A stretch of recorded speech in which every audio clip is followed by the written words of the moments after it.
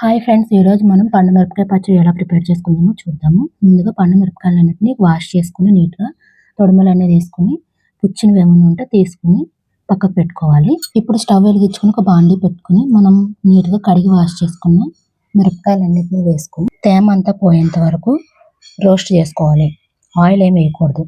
కొంచెం తేమ పోయిన తర్వాత అప్పుడు 1.5 స్పూన్ ఆయిల్ వేసుకొని బాగా కలుపుకొని మంచి స్మెల్ వచ్చేంత వరకు కూడా వేగేంత వరకు వేపుకోవాలి. బాగా వేగిన తర్వాత మిక్సీ బౌల్లోకి తీసుకుని దాంట్లో ఒక 10-15 వెల్లుల్లి రబ్బలు వేసుకుని మిక్స్ చేసుకోవాలి.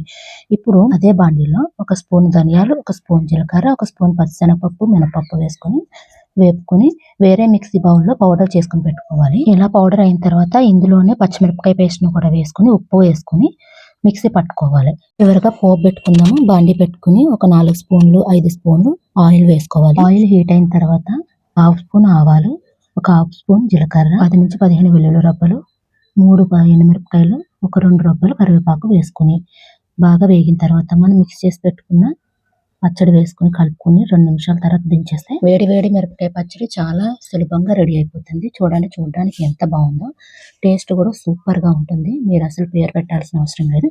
ఇలాంటి వీడియోస్ కోసం మన ఛానల్ సబ్స్క్రైబ్ చేసుకోండి.